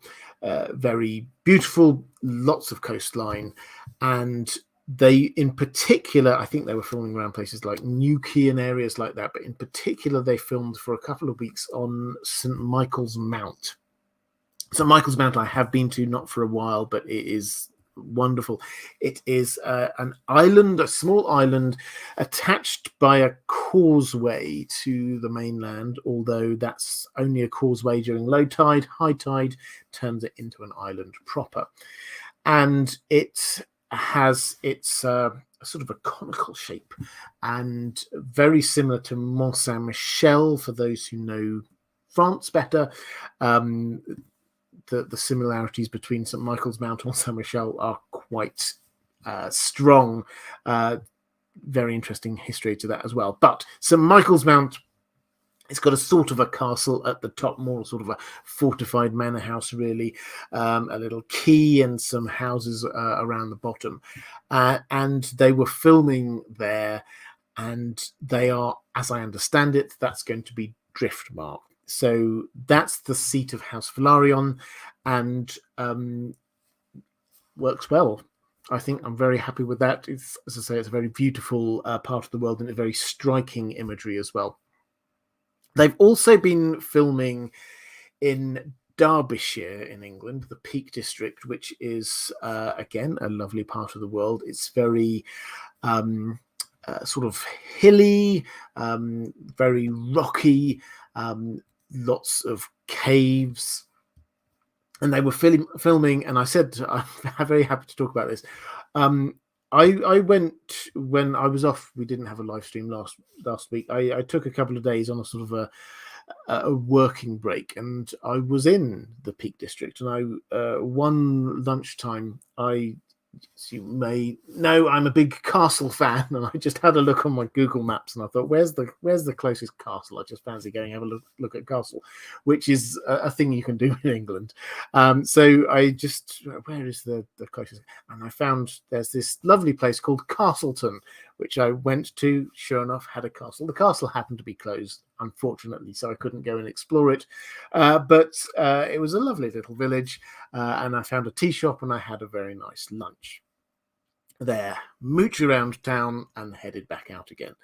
The reason I tell you that little anecdote from my life was that having come back and started looking at this for this live stream, I then discovered that was exactly where they had been filming for House of the Dragon, and I had been completely unaware of it. So it's very clear in my mind. It's a lovely part of the world.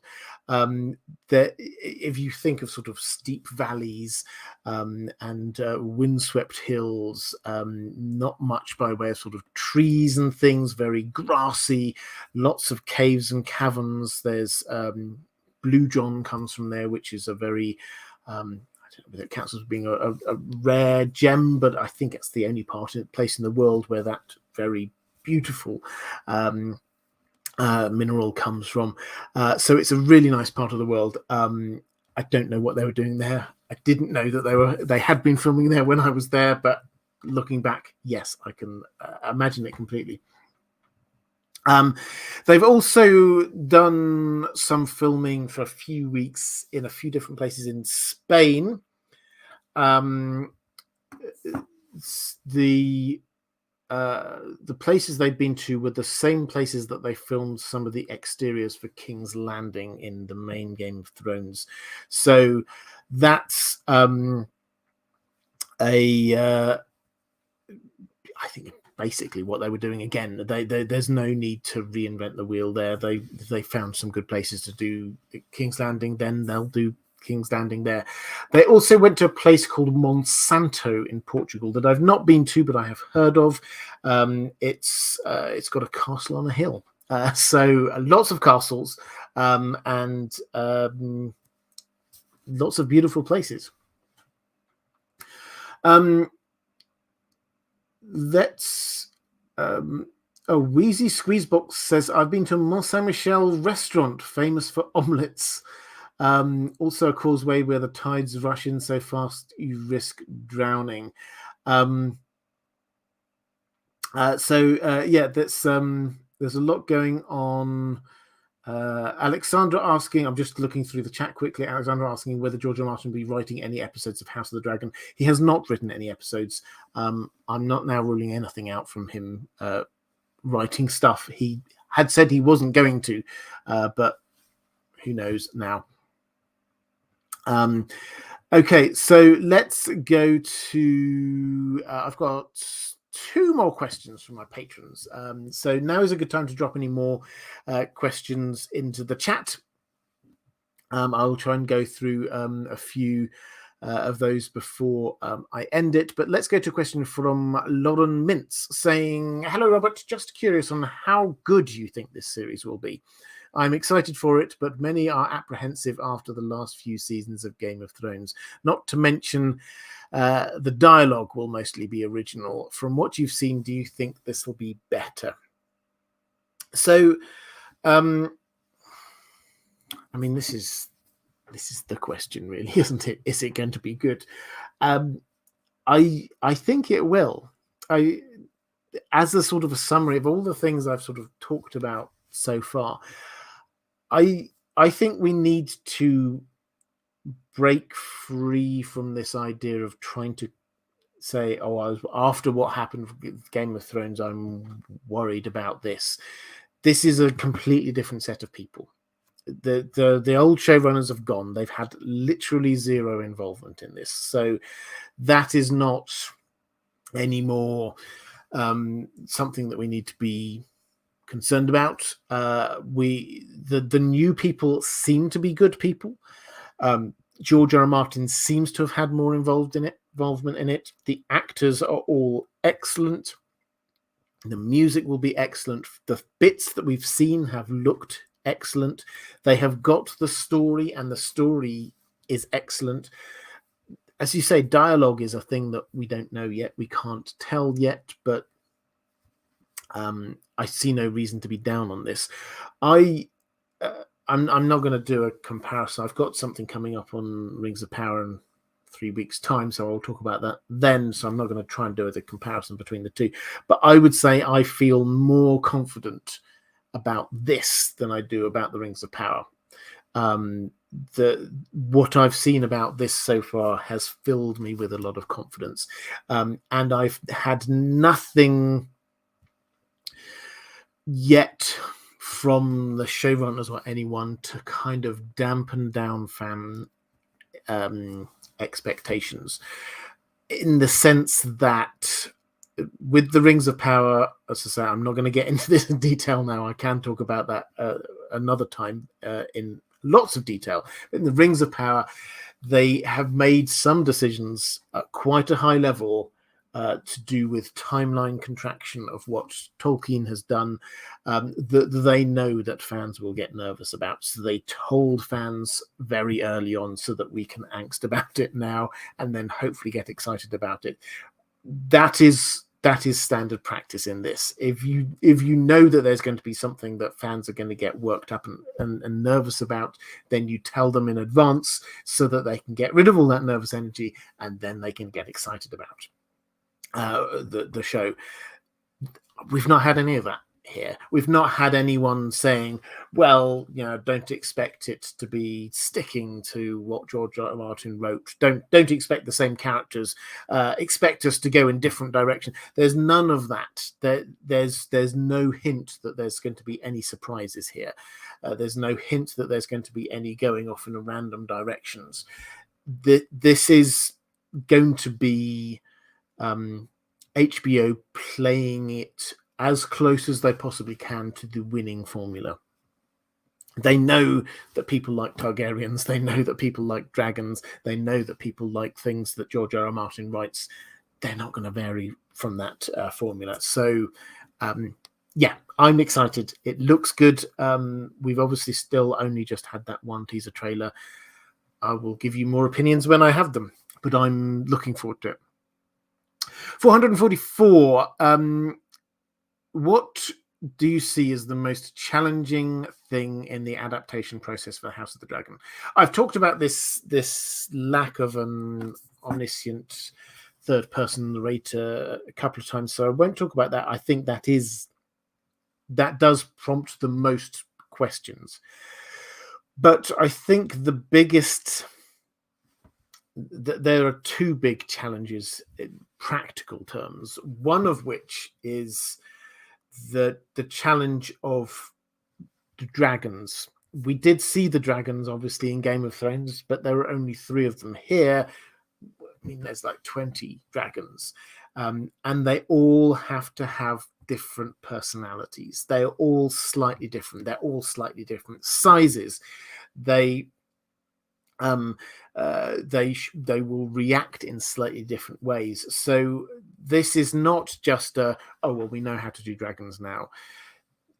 It should be, the dragons should have a personality of their own. There's a reason we haven't seen any dragons in any of the promo materials, because this is going to take them a long time to make the dragons with the CGI. That is going to be hard work. The other thing which is going to be hard work will be the battles. We probably won't have them any in season 1. But when we get into seasons 2 and 3, there will be some huge battles. And they, with Game of Thrones, often with the huge battles, they would show it as much as anything else from just focusing in on this is Jon Snow. This is what's happening with Jon Snow in the Battle of Hardhome. This is what's happening with Jon Snow in the Battle of the Bastards, and we see it through that very a prism of vision, which worked really well. I don't know whether they can get away with that in this, because a lot of the time we've got huge armies that may not have people leading them in that army who are characters that we are in the POV of, because they might be up on dragons way overhead. How are they going to show us that? This is the story of a civil war, so they have to show us the battles in some way. How are they going to actually do that to make them feel real, feel visceral? And they should feel huge, not just like small skirmishes, but proper big battles.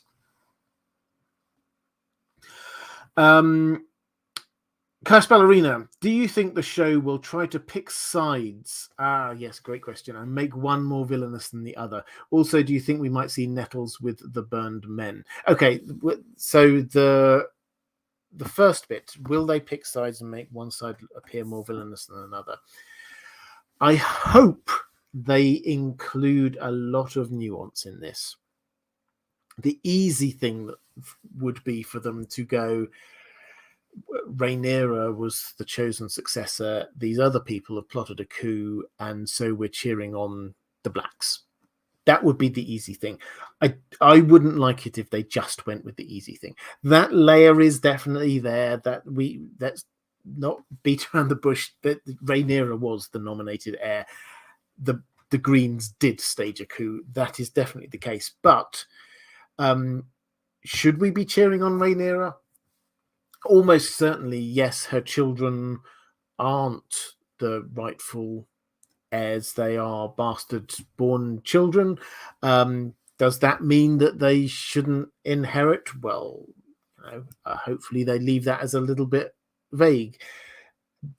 I think that Daemon Targaryen should come across, I think Matt Smith should do this really well, as not just a charismatic figure, but somebody that you think of as very, very dangerous. And do you want him anywhere near power, anywhere near the Iron Throne? Probably not. But he would be if the Blacks win.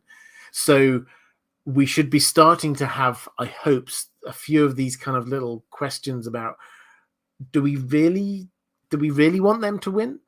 And then on the other side, hopefully we should start getting a few bits of sympathy for the Greens. And this is going to be quite hard, but hopefully we will get to see Alicent, who will be quite a sympathetic character. There are a few hints perhaps in the teaser trailer that might be the case, that she might be looking there as the person to go, that actually the Blacks are we do not want them in power. And Otto Hightower, is he going to be shown as staging this, being behind this, because he thinks that Daemon would be as terrible as Maegor the Cruel, in which case he's actually doing the right and justifiable and honest thing? Are we going to start feeling some sympathy for the Greens? I hope so. I hope this turns into quite a complicated situation, because that's the way that George R. R. Martin wrote it. And by the time we get to the end of the Dance of Dragons, which should be a matter of, I'm just glad that's over. I'm glad that all of the bloodshed is gone, and I do not want any of that group of people to be in charge. And they're not. They're everybody in that kind of tranche of people. They are all killed. We have to wait for the next generation to grow up before we get the next proper king. Do you think we might see Nettles with the burned men? So Nettles is one of the dragon seeds who rides one of the unclaimed dragons on Dragonstone. Hers is Sheep Stealer. She ends up flying into the Mountains of the Moon in the Vale, and it's pretty clear, reading between the lines, that she and Sheep Stealer just stay there at the end of the war, and she House of Dragon, the Burned Men. If you join up the dots, the Burned Men, which were one of those mountain clans that Tyrion ran into so much later, they seem to have a religion based around burning and fire, and the hints are that that came from the fact that there was a dragon there. So are we going to see that? I think they'll, I mean, they might give us a hint of it, but I think they'll probably just show us nettles flying off in that direction and leave it. So it's just a bit easier not to go down all of that. Jewel Elson saying, picking up, thank you very much, love it. For Jervis Germain, do you think these showrunners might overcompensate and end up blowing the budget, being more accurate than necessary? Might they be more accurate than necessary? I mean, I don't think there's enough source material to be more accurate than necessary, is the short answer I've got.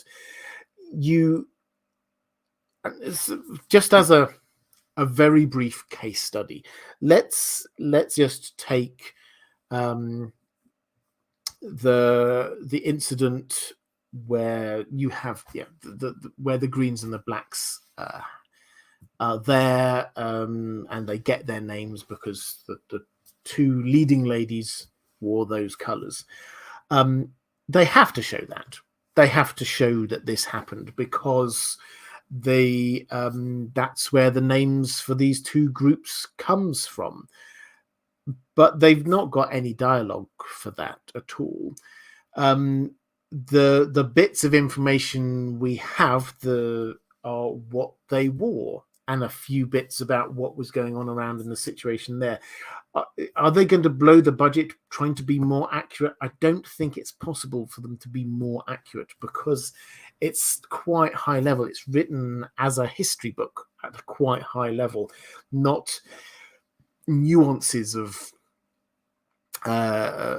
what was there at any given one time. The only thing, I mean, if they're wishing to blow the budget and show off, it's showing lots of dragons at one time. That will be the thing which will be very complicated for them. It's easier just to have like a dragon, but if you had, as you could conceivably have a shot, certainly for the dragon pit, you'd used to have 5 dragons there. Over on Dragonstone, you should have 12 dragons or so. They are all there, and if they wish to show off, they will show them all. I suspect they probably won't go down that way. Andrew Kay talking about uniqueness and distinction between the dragons. Absolutely, I agree with that completely. Mark Shisa saying Greens, Blacks, it doesn't matter because I'm on the side of Cregan Stark. This is, yeah, I think we all are, but we have to wait a long time for him.